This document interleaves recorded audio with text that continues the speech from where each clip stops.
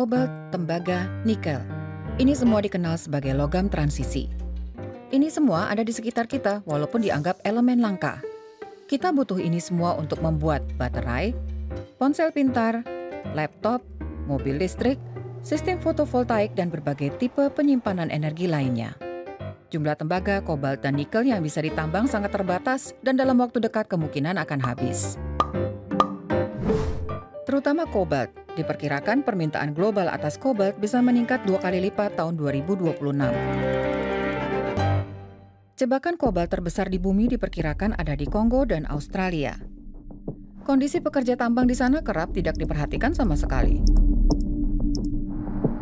Polymetallic nodules dari dasar laut bisa jadi solusinya.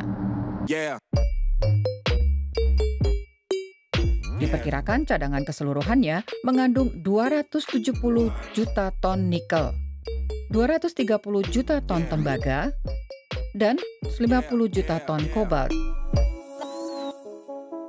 Bongkah-bongkah ini tersebar di area dasar laut yang sangat luas, di kedalaman antara 3.500 dan 6.500 meter. Tepatnya di lingkungan yang bisa dibilang tidak tersentuh. Polymetallic nodules tumbuh sangat lambat dan perlu asupan oksigen terus-menerus. Demikian pula dengan arus konstan laut dalam Arktika. Proses bagaimana sebuah bongkah berkembang sangat rumit, tapi bisa dibilang awalnya adalah partikel-partikel organik kecil seperti pecahan kulit kerang dan fragmen gigi hiu. Dalam jutaan tahun, komponen metalik diurai oleh air laut di sekitar partikel-partikel itu dan berkembang sekitar 1 cm setiap 1 juta tahun, sehingga akhirnya sebesar kentang atau kepala bunga kol.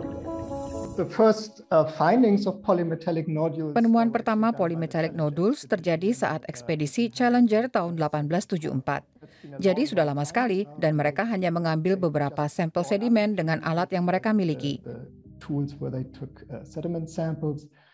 Minat ekonomi sendiri baru muncul tahun 1970-an. Orang menemukan eksistensi logam-logam itu di dalam bongkah. Itulah yang jadi penyulut dan eksplorasi dimulai. Ilmuwan bukan satu-satunya yang tertarik dengan polymetallic nodules. Banyak perusahaan juga ingin mengekstrasi dan mengeksploitasi. Pendukung pertambangan laut dalam mengatakan mengambil bongkah-bongkah ini dari dasar laut lebih berkelanjutan daripada pertambangan konvensional. Tidak ada hutan yang dihancurkan dan tidak ada galeri tambang yang harus dibangun. Dan juga tidak ada anak kecil yang dipekerjakan dan asap beracun. Bongkah-bongkah itu bisa diambil dengan mudah. Setidaknya secara teoretis. Tapi salah satu masalah yang dihadapi para insinyur adalah tekanan tinggi di laut dalam. Sejauh ini tidak ada mesin yang bisa mendulang bongkah-bongkah tersebut secara ekonomis. Mesin-mesin yang tampak seperti alat penyedot debu raksasa ini sedang diuji coba. Prototipe lain juga sedang dikembangkan. Kekhawatiran terbesar adalah dampak teknologi ini terhadap kehidupan di laut dalam. Karena saat mesin dioperasikan di dasar laut, mesin tidak hanya akan menyedot bongkah polymetallic.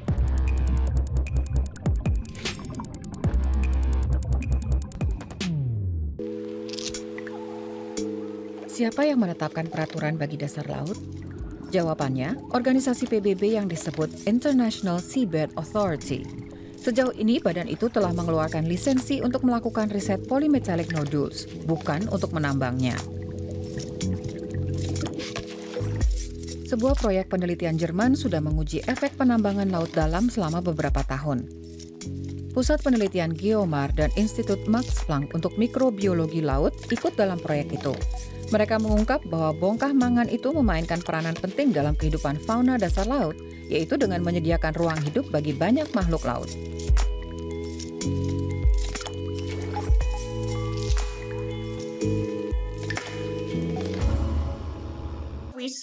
Kami melihat bahwa banyak dari bongkah yang mengandung mangan ini bersimbiosis dengan fauna. Yang ditemukan contohnya glass sponge yang tampak hampir seperti bunga tulip. Mereka punya batang panjang dan badannya berada di ujung bagian atas. Mereka tumbuh melekat pada bongkah mangan dan bisa jadi tempat tinggal banyak spesies lainnya.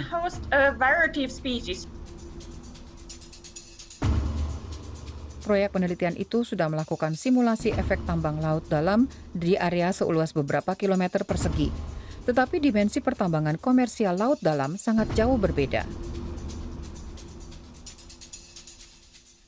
We're talking about thousands of square Yang kita kilometers. bicarakan di sini adalah ribuan kilometer persegi yang akan dihancurkan setiap tahunnya.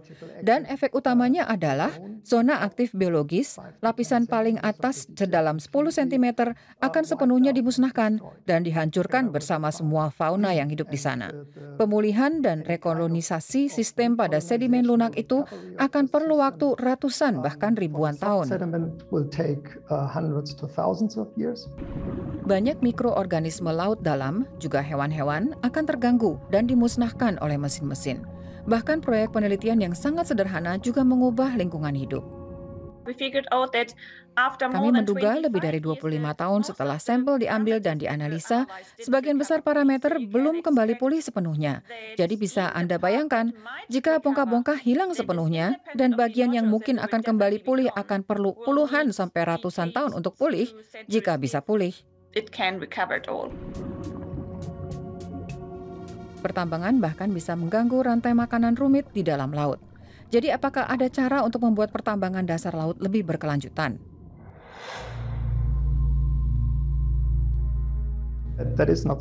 Ini tidak bersifat berkelanjutan karena tidak bisa tumbuh kembali. Sesederhana itu. Saya rasa sebagai masyarakat, kita bisa dengan mudah memutuskan apakah kita bersedia menerima dampak ini atau tidak. Ini sebuah dilema. Jika bongkah polymetallic nodules tidak bisa ditambang, dari mana lagi kita bisa memperoleh logam-logam yang dibutuhkan untuk memproduksi energi bersih? Pertama-tama, kita bisa memanfaatkan kembali apa yang kita sudah miliki, yaitu dengan mengambil logam-logam berharga dari baterai maupun alat elektronik lainnya. Sejumlah perusahaan sudah mengoptimalkan proses daur ulangnya, dan kita bisa mengurangi konsumsi dan menggunakan peralatan yang tidak lagi mengandung logam berharga ini.